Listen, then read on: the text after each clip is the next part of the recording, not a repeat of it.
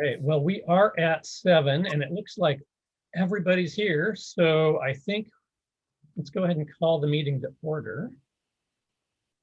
And we'll note attendance. Noted. All right. Well, welcome everybody. We have a reasonably light agenda tonight, which is good after a really hot and early weekend. We have up first is our agenda review. At this point, I would accept the motion to approve the agenda as currently published. I make a motion to accept the agenda. Second. And second. Any further discussion? Okay, Debbie? Jonathan. Yes. Jennifer. Yes. Janet. Janet. Yes, sorry. Tom. Technical issues. Lori. Yeah. Shelley. Yeah. Yes. And Irv. Yes. Thank you. All in favor. Very good. All right, well, we have really two topics, although one of which has a number of subtopics, but our first is the proposed Bell schedule changes. And we've received information, and there's information on board book, but I don't know, Scott, did you want to give an intro and some lead into the discussion? Sure, and Daniel, if you could go ahead and promote Kevin Palmer, that would be great. So this, we've been working, as you all know, on one of the most concerning issues, in my opinion, as we get ready for a full opening in the fall. And now we know that it'll be a full opening in the fall without restriction. And that is transportation. This is a nationwide problem with driver shortages and everything else. So I want to first thank Kevin Palmer, who's now become our school district's transportation chief, as well as being the principal of Butte Creek. Kevin is an outstanding administrator, and it's been a monumental effort to get this coordinated. And Kevin started these conversations with principals over a month ago, and we were sitting in the conference room at the central office when we were trying to figure out how to get more separation with the times in the afternoon. And I believe it was Sione Thompson, our new high school principal, that mentioned, why don't we just flip it, the middle school and high school times with the K-8 times. And the more we thought about it as a group, and the more we mapped it out on the whiteboard and took a little time to sleep on it, it actually worked out really well. And so make no mistake that the reason why we came to this conclusion was about getting full transportation in the fall. That is the #1 most important reason. However, we've been talking for a long time, as far as I know, after only being here a year, but the discussion around having a later start time for Silverton Middle School and Silverton High School. And this type of an equation wound up working out for both issues. And so kudos to the team that worked on that. And Kevin, I just want to make sure that I thank you publicly for all the countless hours you put into this. And I can't thank you enough. So with having said that, Kevin's going to share screen and show you the schedule and kind of walk you through the logistics of how that will look. Again, this is a later start time for the middle school and the high school. And there's a little bit of an adjustment with the K-8s as well. So Kevin, why don't I go ahead and turn it over to you? Yeah, I'll do that. Daniel, can you give me rights to share my screen? I'm disabled from that right now.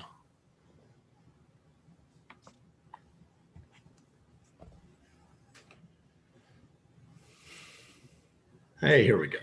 All right. Let's see here.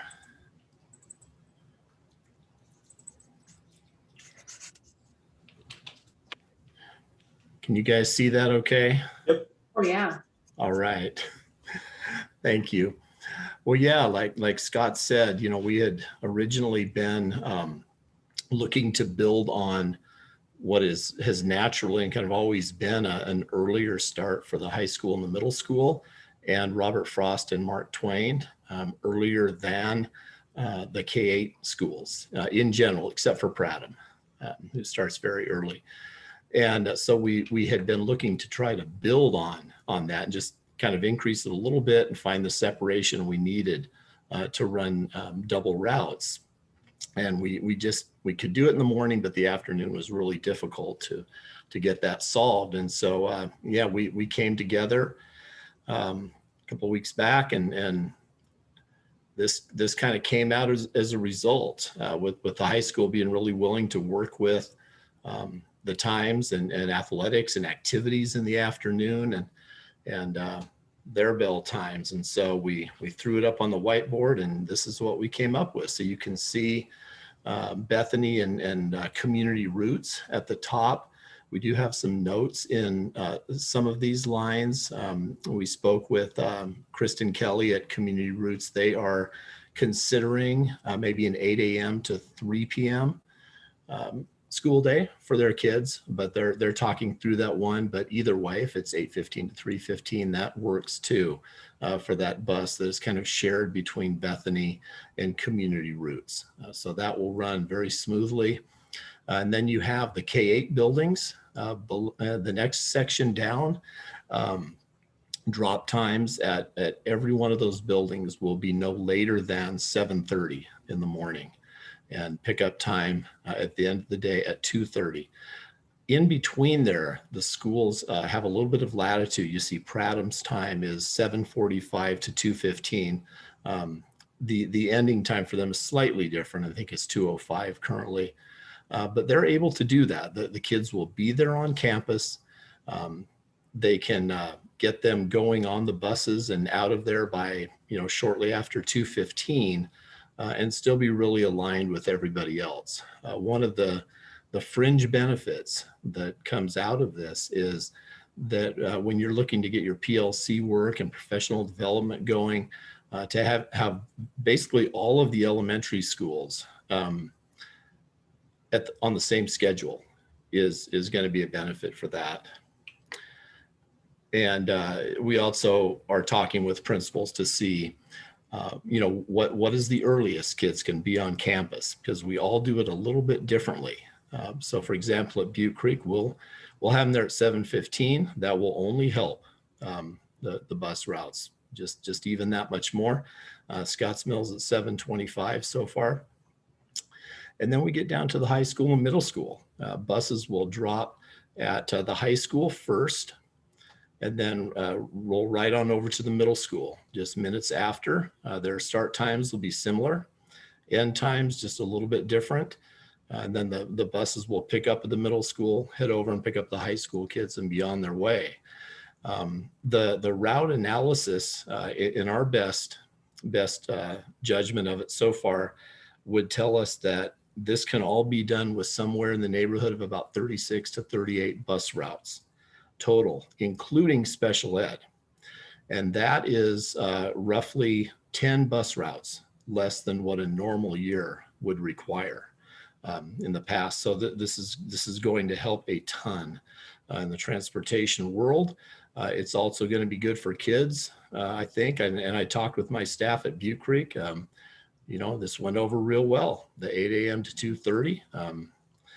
And I think we're going to be pretty good here. There is also another advantage that we don't always think about for having the K-8 schools, especially out in the rural areas, being picked up first and starting first. And that is the same drivers will be delivering Butte Creek kids as will be delivering kids to the high school from the Butte Creek area.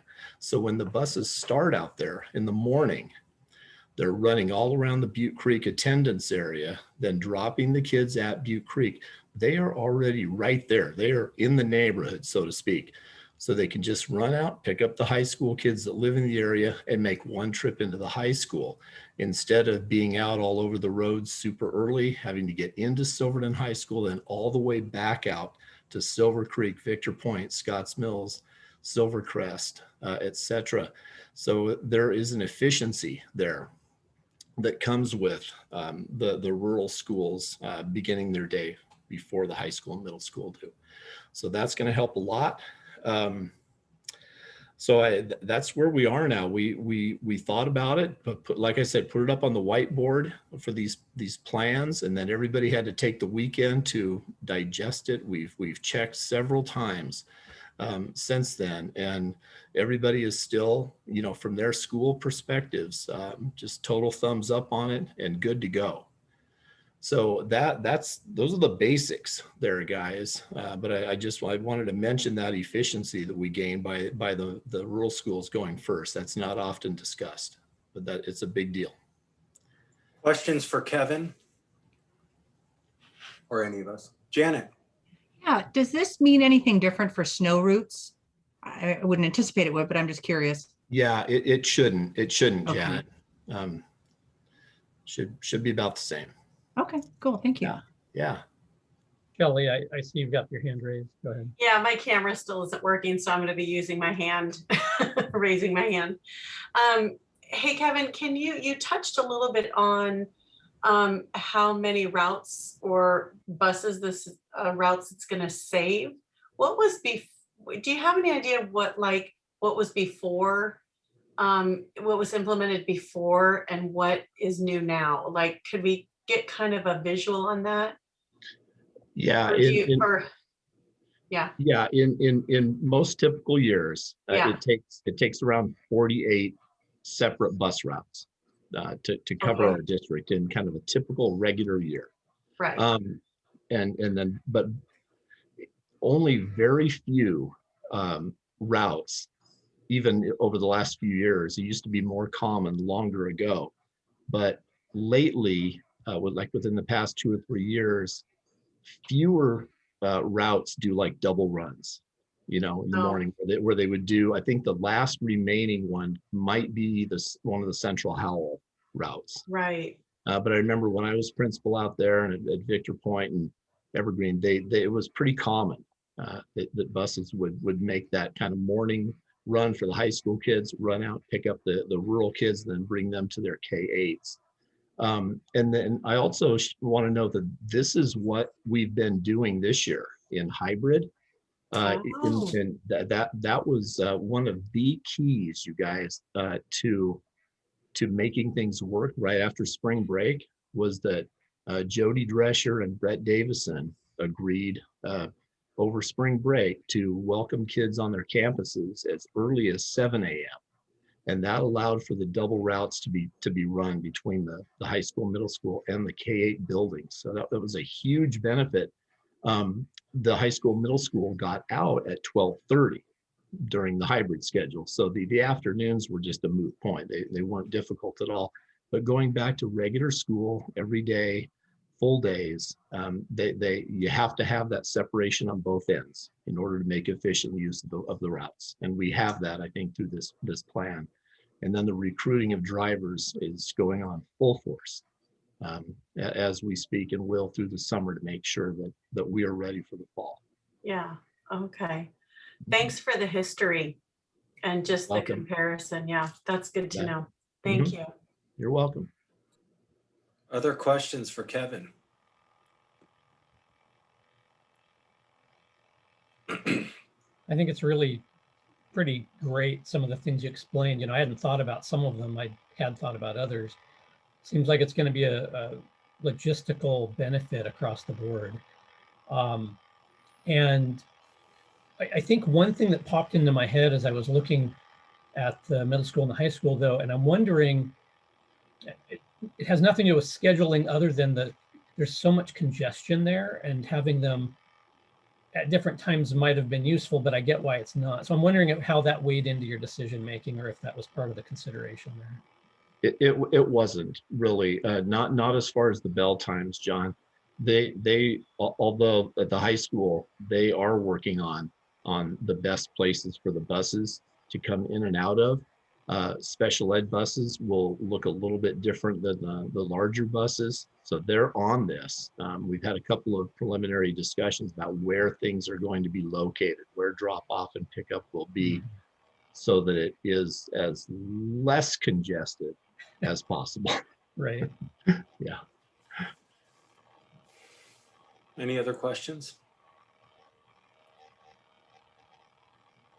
Just to recap sort of our transportation services as we go forward, one of the big things that we did, of course, was to bring Kevin for this next year to a year-round contract so he can help support transportation and logistics there. We now have new management at Durham, and we have a new general manager and a couple other key positions. But one of the things that's different this year is we brought their former router we've hired in-house. Heather Johnson now handles the routes from the Silver Falls side of things, whereas before we just relied completely 100% on Durham. And so now we have an in-house person. Before it would have fallen on Dan's plate, and with all the things Dan has going on, it just is not possible to logistically to handle all that. And so Heather Johnson's just been a godsend in helping to organize this. And Kevin and Heather make up a pretty formidable team. And Kevin's had a lot of influence on how Durham has structured itself going forward, as you know. So, you know, in these, the couple of difficult months that we had trying to get hybrid up and running, and we had a change in the general manager at Durham, and we were in a little bit of a crisis mode. I think all of it absolutely worked out for the better. And we're able to make some adjustments, and I think the service delivery is even better at this point. And, you know, necessity is the mother of all inventions. And sometimes when you're pushed to the brink, you come up with some pretty amazing ideas. So again, thank you, Kevin, and special shout out to our principals as well. Nothing happens without good teamwork. And, you know, the situation that Kevin described with Brett and the high school, deciding, you know, agreeing to take kids earlier so that we could get those routes done. It's just a case in point. So, Yeah. Anyway. That's true. Yeah, all of the principals have Yep. just stepped right up. So we'll do what it takes to get this done, and it'll be great. So yeah, thank you to all of them. Thanks, guys. Thank you, Kevin. Yeah, thanks. Really appreciate it. Yeah, you bet. Okay. Well, this will be something that Scott has asked us to take up at an upcoming meeting. And so just keep that in mind as well. Okay, we are moving on to policy updates, and we do have a number of first readings tonight. And I believe what we're going to try to do is promote Dawn and Dixon Mhm. now so that they can give us kind of a rundown of here's the policy, here's the sort of verbal synopsis of why it's on the docket, what we've, you know, what's changing and why, and kind of give us the rundown. And then of course we can ask questions and have discussion as needed through the rundown. I just want to make sure that I say publicly how grateful I am for Dawn and Dixon's support through this.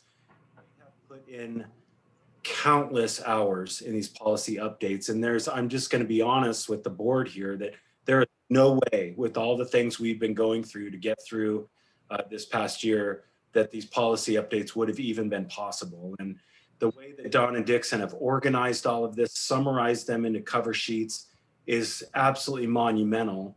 And I think in the last, correct me if I'm wrong, Dawn and Dixon, but I think at the end of our last meeting, we got about 4 months to go. We had about 200 policy updates, and the ball's rolling now. We're getting into a rhythm, and it looks like about 4 more months and we'll have them close to being done. And I also wanted to special shout out to Lori, Shelley, and Janet has now joined the work group as well. And I'm really appreciative for your support as well. And this is a real team effort. It's a community effort. And these policies do belong to the Silver Falls community. So Jonathan, how would you like to proceed with the first policy on the agenda? And Dawn and Dixon are here to walk us through. Right. I think it's best if we go through them one at a time. And whichever one of you two would like to give us sort of the synopsis, that would be fine. And then the board would have the opportunity to ask questions and or to have discussion. And once we've exhausted discussion, we'll move on to the next one. Does that sound okay? That's great. Perfect. All right, so Dixon, just chime in if you've got anything to say about ACAR. I just want to remind you guys that AC, the policy, has already, gotten into the pipeline with you guys. We needed some clarification from OSBA on a point, so that's why this AR was not presented at the same time as the policy. And again, mostly ARs, we pretty much turn over to Dan and we have him take a look at it since that's under his work. And this one was pretty straightforward once we got the answer from OSBA. So I'm not going to, read through everything that we got from them, but I think the point is we listened to OSBA, we understood what their point was, and we kept intact the language that they suggested. So not a lot of changes to this one in the end. Okay. Board, any questions for Dawn or anybody really on the policy committee work group?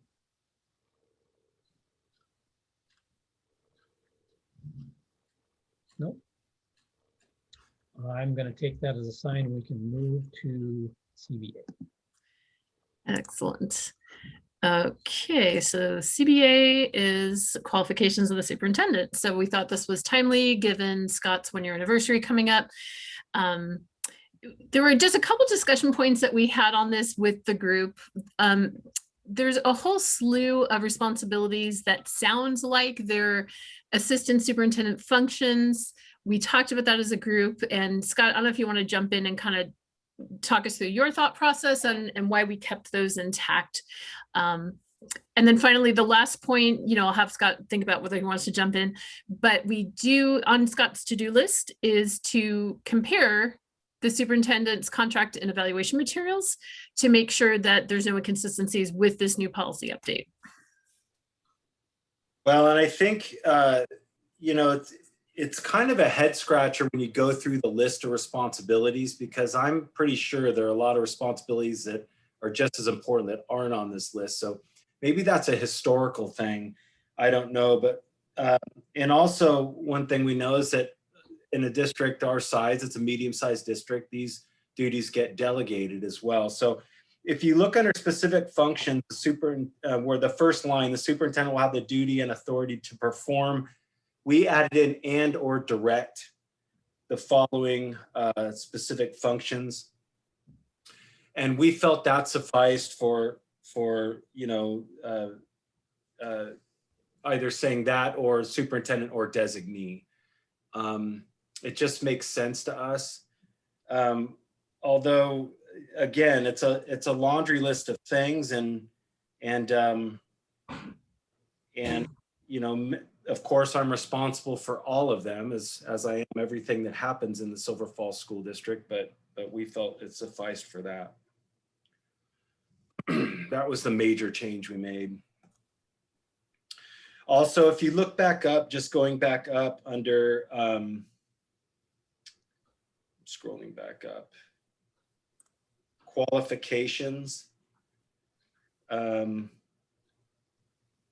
We added in number 4, where it says the board requires where it says right under qualifications and duties. Number 4, service as a superintendent, administrative experience in the central office.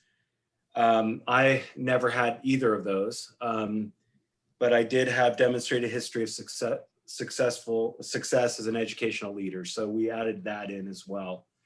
Although it was a very rare case that I didn't have central office experience or superintendent experience, we just thought that it would be appropriate to put that in the future, if and when you hire a new superintendent.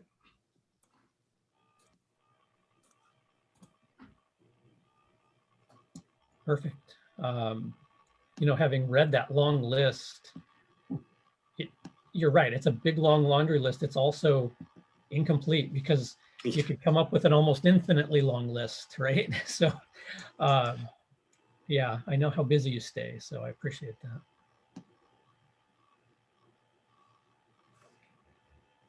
Any questions, other questions on that?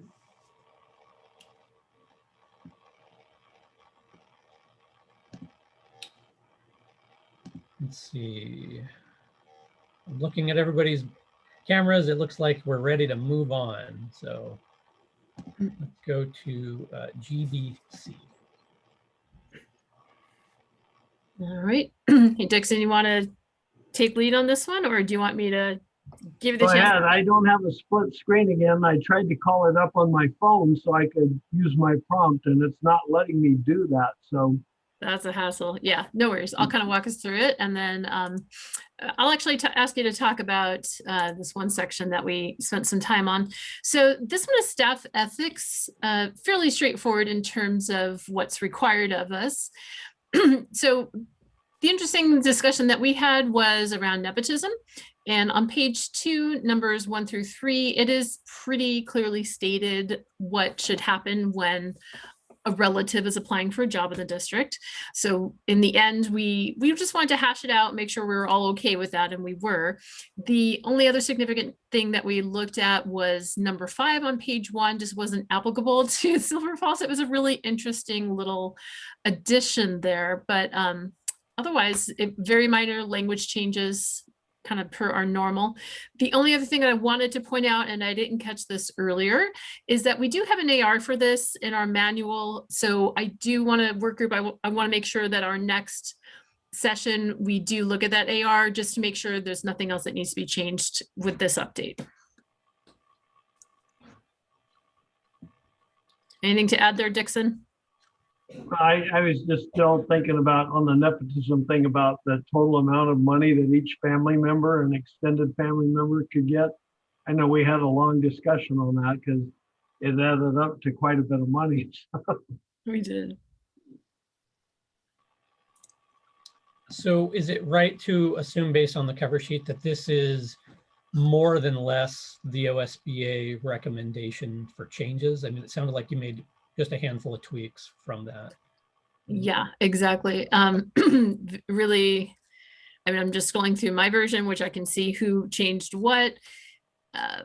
We always do a universal replace for shall with will. So that's when I'm saying minor language changes, that's what I mean by that usually. Everything else in here was OSBA dictated. So we added one phrase at the very beginning: no district employee will use or attempt to use. So we put use in there first. Again, very, very minor. And yeah, otherwise we really didn't touch this one. We talked about it a lot, but we didn't do much to change it. Perfect. Okay. Any other questions on that one, or should I move on to the next one?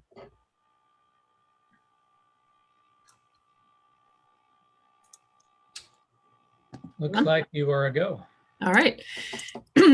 Next one, we have equal employment opportunity. This is a required change.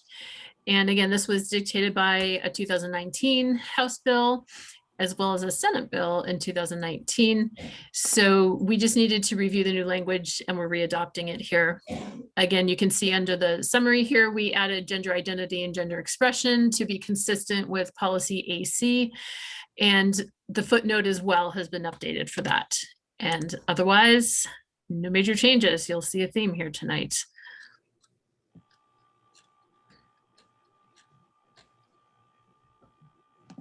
Anybody have any questions? Okay. All right, we're cruising. Keep going here. Okay, JB is the next one, equal educational opportunity. We did this in tandem because we thought they might be related. So again, mostly because of other policies that were changed, this one has to be updated as well. We talked about keeping an equal educational opportunity plan, but Dan and Scott, do you want to talk about that a little bit? And otherwise, it was more looking at bracketed language. Go ahead, Dan. Well, and I don't have the one that our working document on that. So I'm looking, Dawn, can you point that? I'm looking at the marked up one that's on board book. Yeah, let me try to find it. It's once they're marked up, it's really hard to read. I need through the context Okay, to remember that first- conversation. First line on paragraph 2, Dan, is the one that we struck.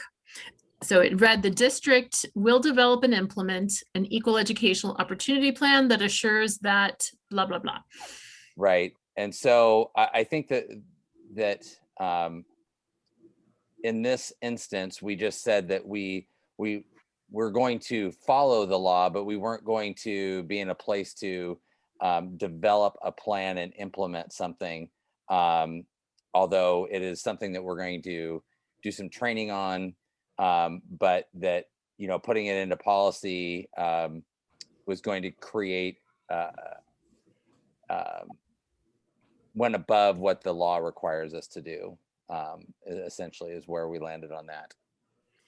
And I think everyone in the work group was super comfortable with the language in the policy and that it absolutely provides the protections that are necessary. So taking out a formal plan that adds another layer of complexity and obligation for the district just didn't seem necessary.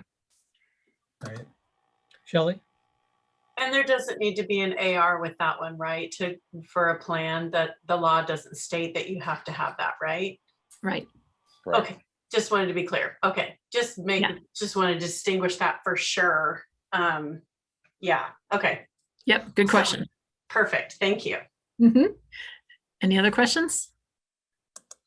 Not really a question, or maybe just looking for confirmation. This really just mirrors the state legislature changes that took place over the last 3 or 4 years, right? This is because I was reading through some of the stuff today, just trying to, line by line, and basically just looked like it was almost an exact mirror of what we saw come out of the state. The Okay. 2019 legislative session was monumental in the world of education. There were multiple, groups. I attended sessions. That was my first year within the district at Garrett, Heman, Robertson, the Hungerfords, OSBA. This was a monumental year of legislation. And then, 6 months into implementation, we hit the pandemic, and all of this, we would have been doing a lot of this work last year had the pandemic not hit. And so we've got some catching up to do. Because now that we're putting the policies in place, we need to put we need to build the structures to make sure our practice is aligned to policy. Yeah. So Yeah. a lot of this is much needed. Right. Yeah. Any questions or discussion?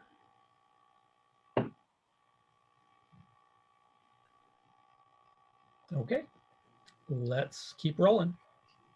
All right, next up is public complaints. This also has a couple of ARs that we're going to discuss tonight.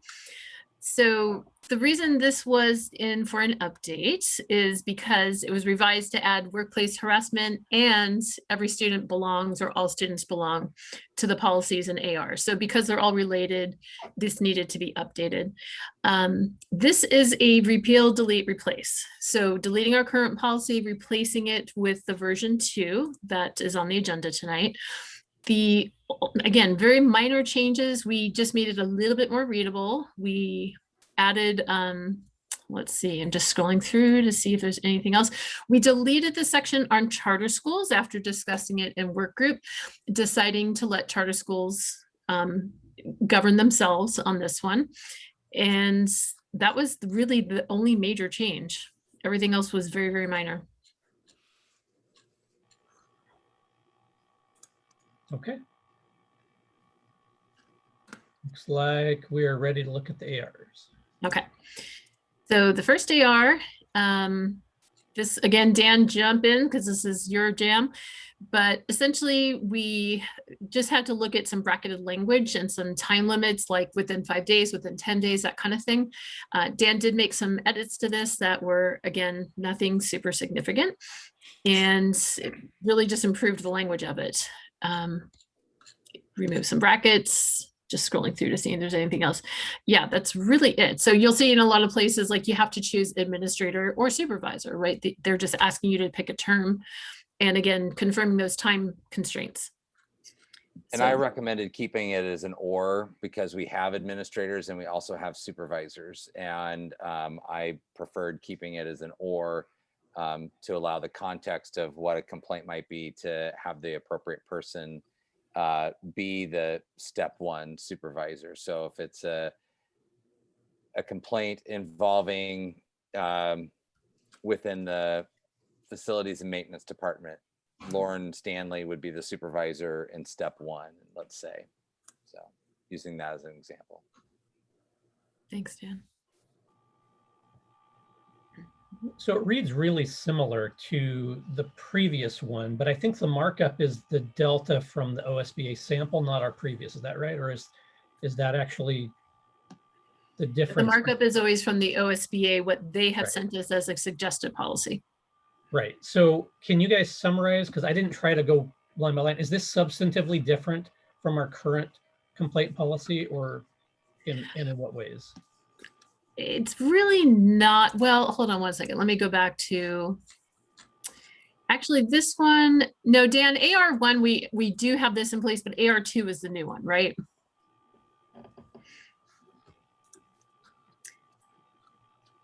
I'm gonna go, I believe that's correct. okay, I'm gonna pull it up right now, Jonathan, just to make sure I don't misspeak. Okay, public complaint procedure. Yeah, I mean, essentially, it just sort of, in our current policy, there's a step 1 and a paragraph, a step 2 and a paragraph, a step 3 and a paragraph. So what OSBA did was basically condense language, make it much more readable, which I think was for the better. The form is slightly updated, but there's nothing substantial in here. It just, when OSBA updates because of legal changes, I think they do generally also look at readability. They update language for things that need to be updated. And, you know, generally they're going to take advantage of any update to kind of clean things up a little bit. Does that make sense? Yeah, it does. And it sort of matches what I saw. Again, I didn't put up a spreadsheet and kind of go, you know, bullet by bullet, if you will. But right, when I glanced sort of between the two of them, they seem substantively similar. And so I'm assuming this was predominantly a cleanup, and there's not like a big surprise. Oh, here, we used to do it this way, but now we're completely doing it this other way. right, exactly. I think the biggest change in terms of step 1 being kind of an informal process that is, and so I think that if you notice between the current policy and this newly adopted one, step 1 is more of a formal to a supervisor after it still references the need to resolve an issue kind of informally with a person. But that informal process is not actually step 1 any longer. So I think that's probably your biggest change, is that step 1 of a complaint is after that informal process. Got it. Thank you. I just have sorry, a quick clarifying question. So I thought I heard you say that AR2 was the new one, but I guess I'm a little confused because it looks like AR1 is a public complaint procedure. It's, I mean, there's two different things. And then the second one is appeal to the deputy superintendent. Right. Understanding. Okay. Yeah, So- and sorry, it actually, we do actually have two. We currently have an AR1 and an AR2. I just pulled them up on our policy page. So I misspoke saying that AR2 was the new one. Oh, okay. But we will, yeah, we'll talk about AR2 next. And a lot of this too became up because of AC, and that's the anti-discrimination policy that these were required to have changes that match that. Got it. Okay. Thank you. Yeah. All right, should we take a look at AR2? You guys ready? Sounds like it. All right. Okay, so AR2, again, Dan took a thorough review, so we always rely on him for that. The only, really the only language you changed was will to, shall to will. Everything else that is in here was an OSBA suggested change. Okay. And it really just allows there to be an appeal up to the deputy superintendent of public instruction. Right.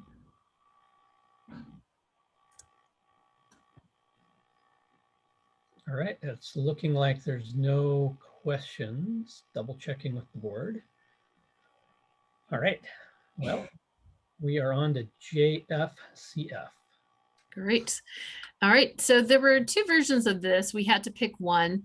When we compared them, we opted to work with version 2, which does include a paragraph on hazing.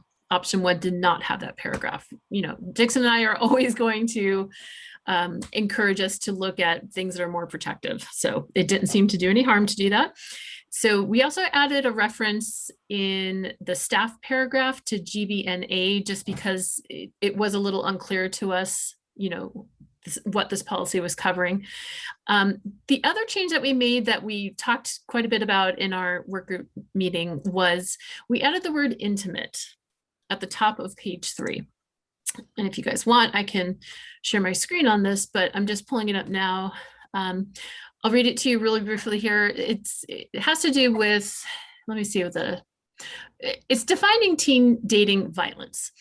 The first bullet point here is it's defined as a pattern of behavior in which a person uses or threatens to use physical, mental, or emotional abuse to control another person who is in a dating or intimate relationship with the person, where one or both persons are 13 to 19 years of age. We felt that the word dating is a bit dated, for lack of a better phrase, but it doesn't necessarily describe a relationship. So we added intimate in there just as a descriptor.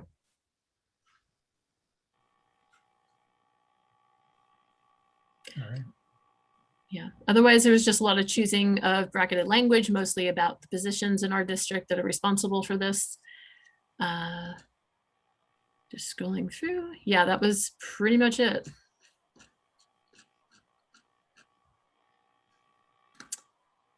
I'll just make a quick comment. I did note, and I emailed Scott and Dan on this, that as I was reading through this language, I thought, I wonder to what extent kiddos understand some of the consequences of what they might think is just kind of typical behavior, or maybe a little cranky, or maybe a little aggressive.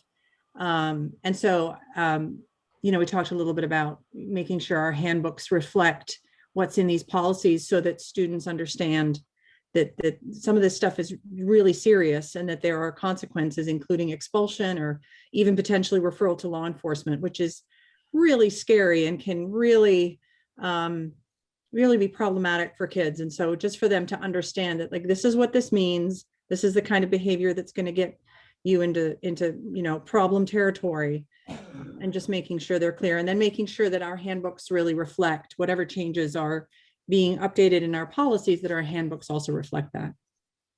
Right. That's a really good point, Jen. I'm glad that you brought that up. You know, I've got a rising senior at the high school and a rising 6th grader. And I wonder too, how much of this is covered either in, you know, sex ed, health class, or frankly in AG. And I think there's always opportunities to reinforce this. And, you know, I think it makes a lot of sense to have it part of the kids' education, right? If we've got policies that they have to abide by and things are in the handbook, that's one thing, but how does this look in practice? What opportunities are there to educate our kids on these subjects, which are really important ones and will serve them well the rest of their lives? And with every one of these, we spent a very significant amount of time running tests, and kind of a prudent person test, and running scenarios to see if they held up. Oh, good. And we did a pretty fun job kind of bouncing stuff off each other and calling each other on our crap. So it was fun. That's great. And this is why we're really making good to run scenarios to test theories. Mhm. Dixon is super creative when it comes to scenarios. Let me just say. That's great. Thank you.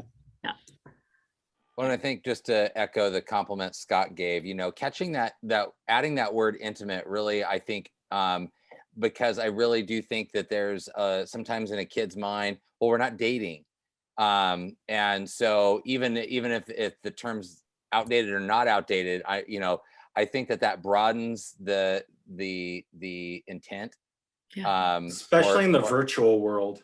Yes. Mhm. You know, with That was the other social thing that we media. really talked about in terms Yeah. of these actions happening virtually, was another one. So again, a really compliment to Don and Dixon, Yeah. who take policy and breathe some life into it. and just while I'm singing their praises, because I wanted to say this when we were done, I'll just say it now, is it, oftentimes we don't bring these policies out until there's a problem. Mm. And being kind of immersed in this when we're not elevated and amped really helps us understand it at a deeper level. So again, a big thank you to this work group to really sharpen our work, because we get an opportunity to run different scenarios that when we're not under duress of an actual situation. Right. Mhm. Yep. Really Excellent good work. point, Dan. Excellent work. All right. Other comments on JFCF?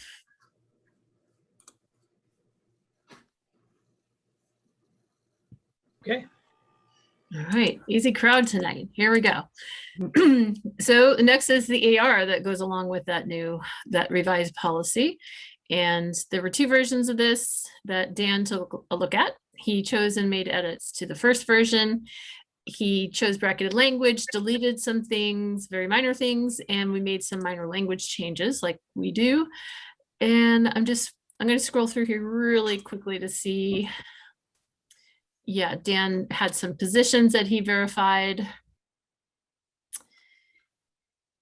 Yeah, very minor stuff here. Yeah. Another position. I think in most cases I selected principal along the way. There was an interesting, if you go down through the process, since you are the board, if there are reports made against the board chair, that would go, they gave us a choice of district council or board vice chair. So we went with the board vice chair. So that's just something to point out on that one. Yeah. I think the And board would want to elect to involve council on that if the board elected to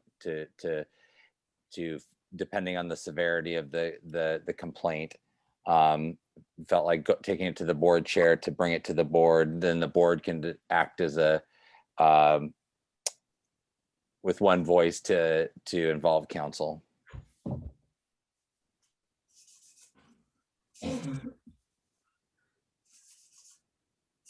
Thank you. Any discussion, any questions?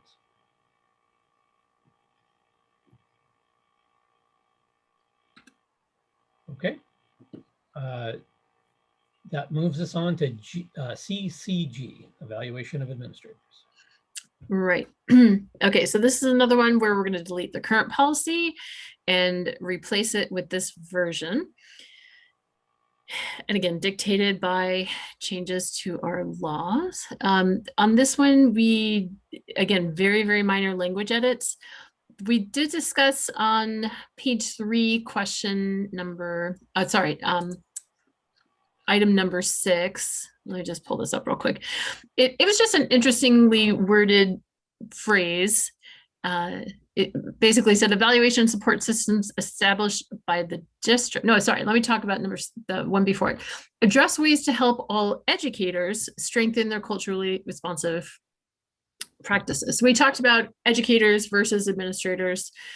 Again, just hashed it out and realized what the intent was and ended up keeping it the way it was.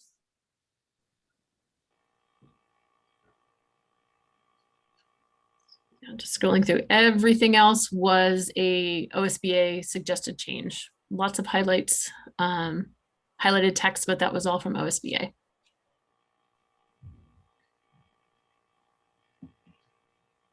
Questions or comments? I will just add that the cabinet team discussed some revamping of our administrative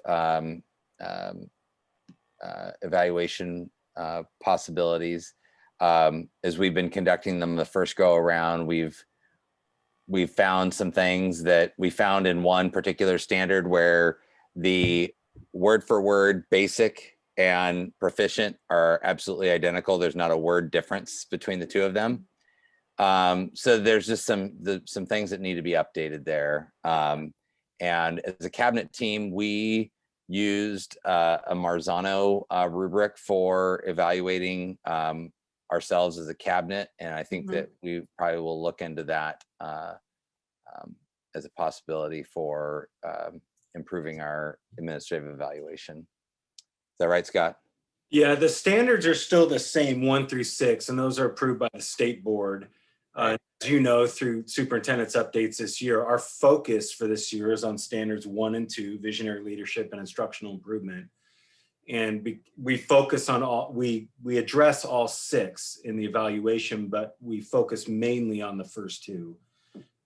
And this year has been new for our administrators, both in the expectation for how we progress monitor our leaders in the district, and then how we end our evaluation cycle is a 1-hour meeting with the administrator and the full cabinet. So we don't assign leaders to each director or cabinet member. We all come to consensus on the feedback and the evaluation for each one of our instructional leaders.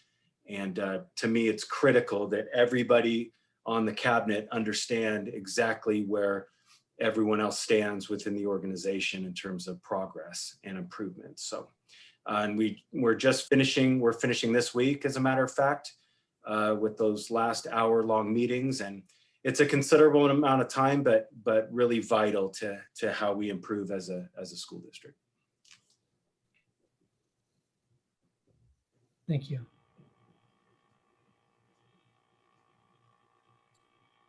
Okay. I think that moves us on to the GCN-GDN.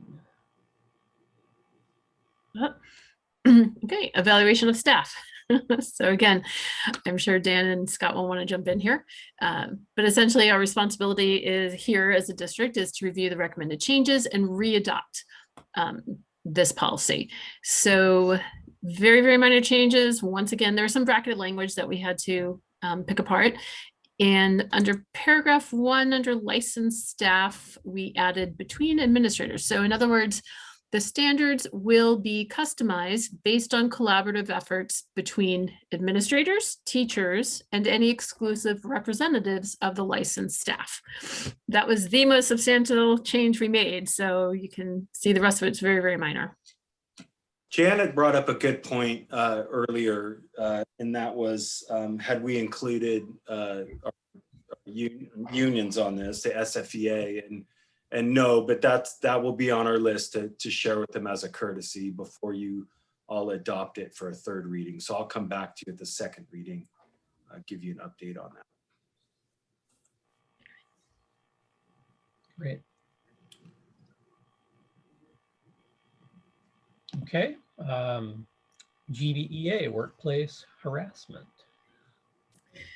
Okay, so this is a required policy. It's a new policy. Legislation requires this new board policy and an AR to go with it. Again, minor grammar edits. We did talk to Dan. It was kind of interesting. The title is workplace harassment, but then the definition in paragraph 3 is pretty narrow, and we were a little confused about that, but you'll see in the cover sheet, I actually just copy pasted Dan's comments. So we had them forever and ever.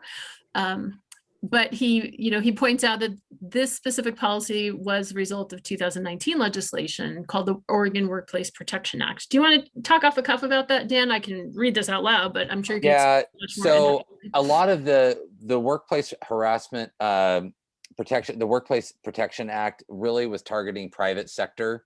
And so a lot of workplace policies around healthy workplace and stuff is already things that we have policy on.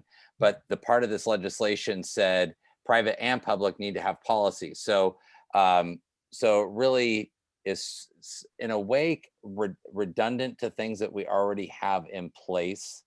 And so, but I think that you can look at my notes there that I sent to Dawn, and just what constitutes harassment. And I used it, you're intentionally making life difficult for me.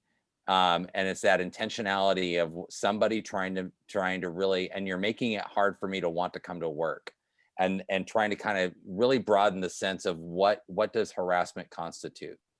And even working with students, I think of frequency, intensity, and those kinds of things are the things that we would say constitute harassment. But the policy really is coming straight from OSBA and is in response to, again, a 2019 legislation.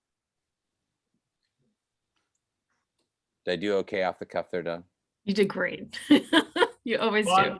Don, is this the one that we talked a lot about, the difference between harassment and discrimination? I think it was because we were comparing it to GBNA. Okay. It was because you guys felt like there's just so much more to harassment than just this workplace definition. Right. And that's where I said we have other policies that deal with that. Again, it's really just, legislation says you have to do this. So OSBA oftentimes just goes, okay, we're taking the law and we're going to put a policy on it and we're sending it out. Right. And I wanted to bring up too, Lori, you sent a very spot on email about cross-referencing policies. And we'll talk about it in the next work group session. But the one thing I want to point out is because policies are updated so frequently, I think we're going to be out of, we won't be able to keep that up. Oh, Because we'll be deleting, repealing, replacing, or editing, or the policy numbers change so frequently that I don't know if it's practical, but I'm going to put it on our agenda for our next meeting. Yeah, I look forward to it. It'll be a nice discussion. Yeah. All right. Any other questions about GBEA? Well, we should just bundle the AR, I suppose, into it. I'm sure they're completely unrelated. Here we go. All right. So the next one is that AR. So again, just it requires new policy and an AR to go along with that to implement the law. So they're basically saying a complaint can be filed through this new complaint process with BOLI or under any available law, but it does codify how that happens. So again, minor edits, clarified language. Dan took a close look at this. Dix and I had a little chat. This was a really good point from him. He suggested that we add on the form, the complaint form, the position of alleged harasser. So we talked about that in the group, thought it was a good intention and a good thing to add. So we added that. But it can describe the entire dynamic that comes into play. Because the person who's being harassed or whatever is mentioned and his or her position is asked for, but not the position of the person that is the alleged party. So having the dynamic of what the relationship is between the two, such as an administrator and a classified assistant, that puts the whole context into play and it helps describe it better. Makes sense. I think one of the things that's significant about this policy in terms of the legislation, that looks pretty looks pretty benign on the policy, the AR, if you look at the follow-up procedures, this is a significant effort out of the legislation to say that the principal or supervisor will follow up with the employee of alleged harassment once every 3 months for a calendar year, to make sure that that employee did not experience retaliation. And only if that person writes, you don't need to check in with me anymore, it is incumbent upon the district, the principal or supervisor, to check in with that person once every 3 months to make sure there's been no retaliation. Right. So that's significant. It really is. Questions, comments, discussion?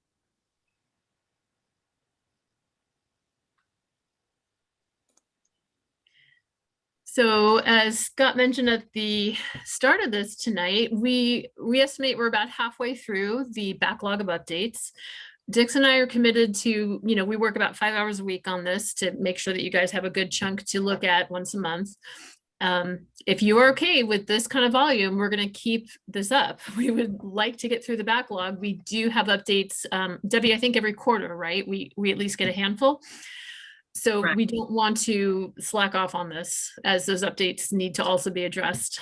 Just keep in mind, when we started this school year, we had over 200. So policy updates were not done for a number of years. So just think it's good to put that in perspective. And again, that's why we're really loading up these first, second, and third readings. So. Right. Some of these updates go back as far as 2016. Jennifer, did you have a question? I just wanted to say that I really like that. Well, thank you to the work group. It seems like this has been a really great process for everyone.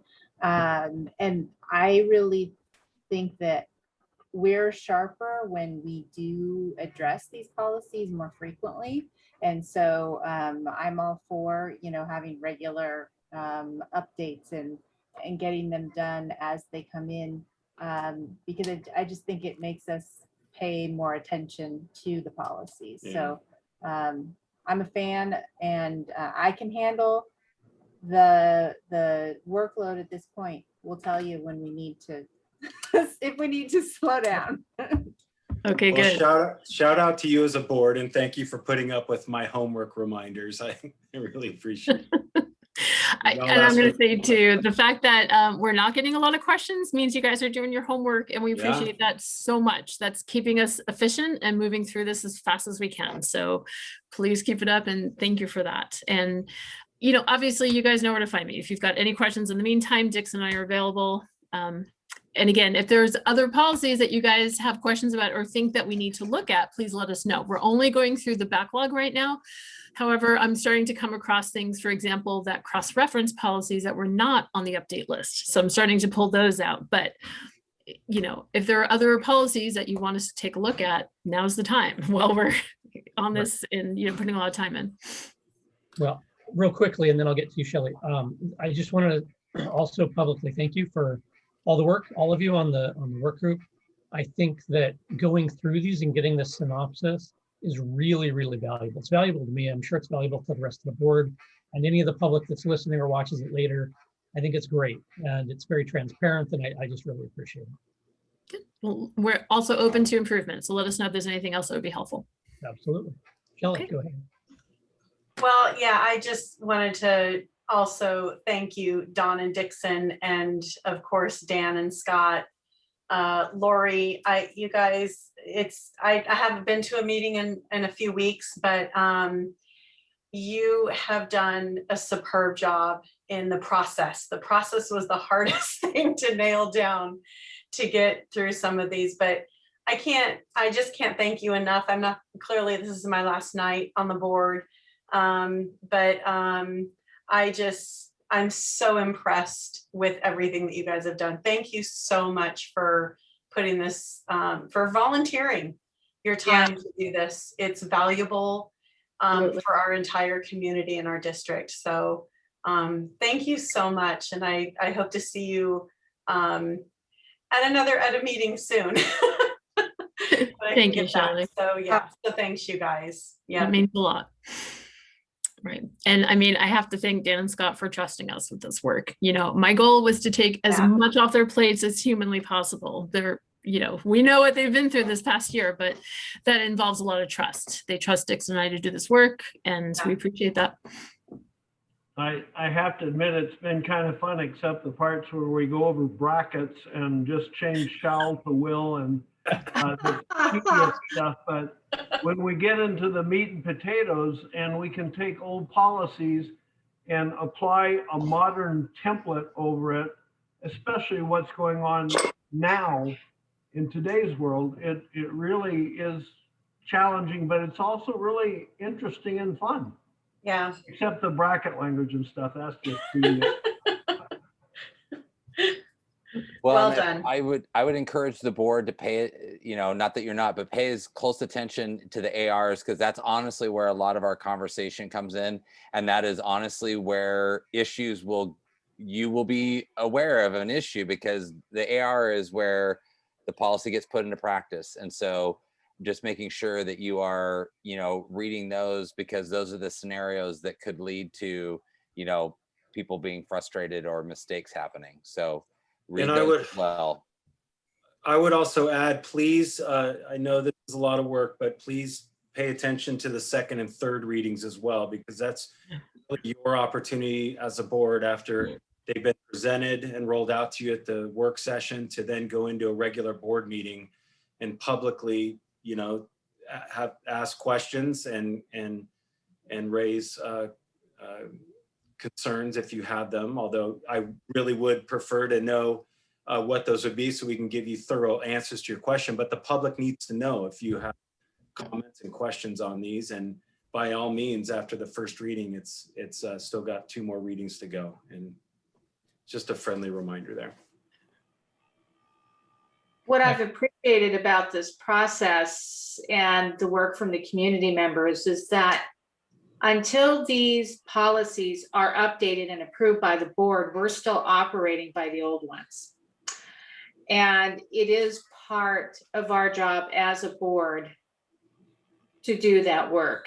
And we have 2 dynamic community members doing this, which is outstanding.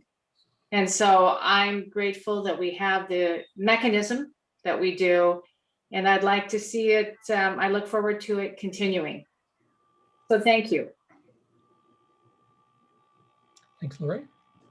All right, anything else on policy discussion?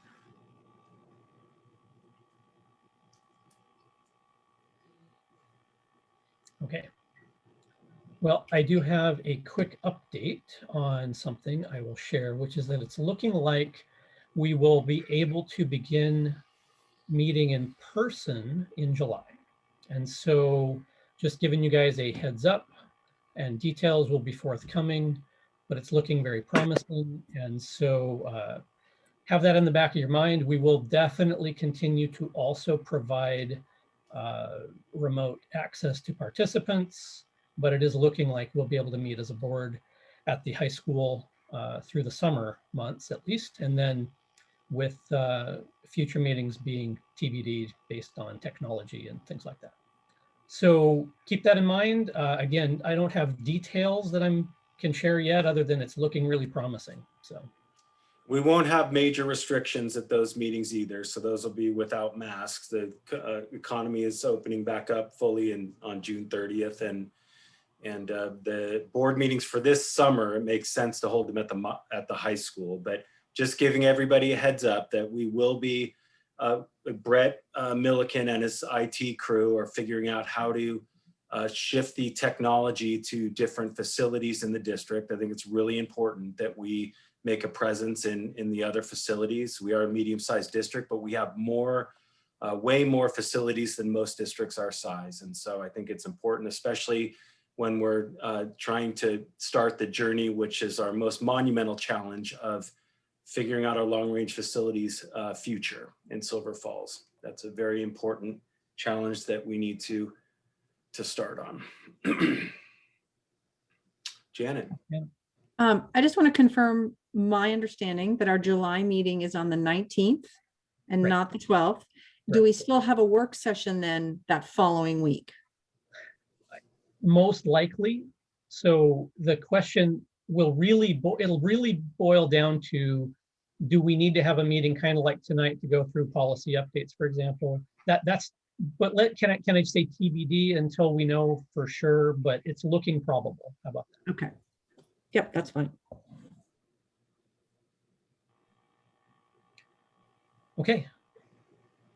I guess my last comment before we adjourn is I wish you the very best, Shelley and Irv. Appreciate working with you the last several years. And, anybody else wants to say anything, freebie time for a couple minutes here while you say goodbye.